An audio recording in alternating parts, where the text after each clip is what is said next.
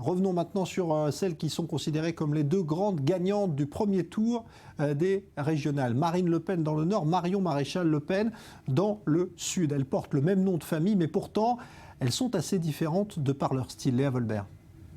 Sourire, accolade, regard complice, le FN savoure son écrasante victoire au premier tour des élections régionales et affiche fièrement son unité. La dynastie Le Pen étend lentement mais sûrement son hégémonie sur la France. 40,5% des voix pour Marion Maréchal Le Pen dans la région Provence-Alpes-Côte d'Azur. 42,6% des voix pour Marine Le Pen dans le Nord-Pas-de-Calais-Picardie. 30,8% des suffrages pour le FN sur l'ensemble de la France métropolitaine. Pourtant, sur ces photos de famille, deux générations se côtoient, deux points de vue, deux programmes sensiblement différents. Résolument identitaire en PACA, plus social dans le Nord.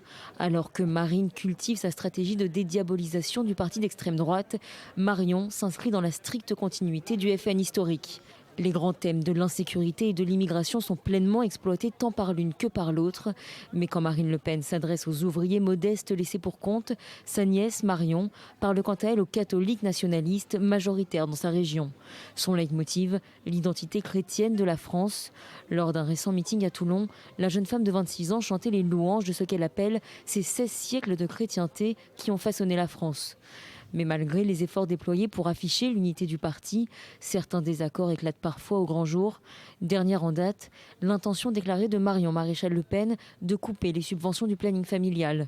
Raison évoquée par la candidate FN, la banalisation de l'avortement. Proposition immédiatement et publiquement rejetée par sa tante, pas dans les projets du Front National, selon Marine Le Pen.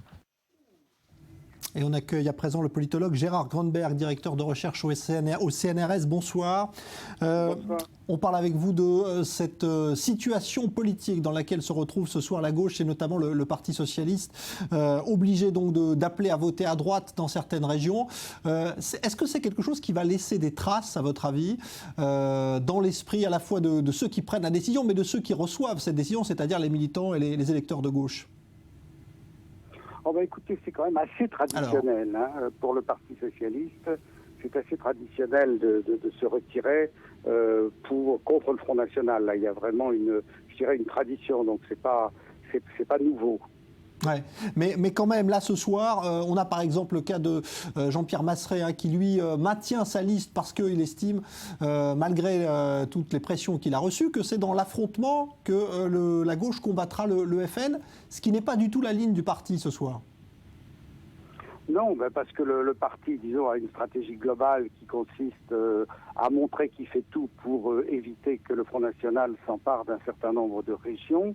Et quoi qu'en dise M. Maseret, il est quand même vrai qu'il y a plus de chances de faire élire le candidat de droite contre le Front National en retirant la liste. Donc incontestablement. Alors maintenant, on peut comprendre que M. Maseret soit bien triste et bien fâché de retirer sa liste. D'ailleurs, il l'a pas retirée. Mais enfin, on peut comprendre aussi que dans le cadre de la stratégie nationale du Parti socialiste, il y avait une logique au retrait des listes socialistes. Est-ce qu'on a changé de système politique, à votre avis, Gérard Grönberg, à l'occasion de cette élection ? C'est-à-dire que maintenant, on voit bien que le clivage droite-gauche, clairement, ne peut plus avoir cours en France, ou est-ce qu'on est seulement à un passage de la vie politique ?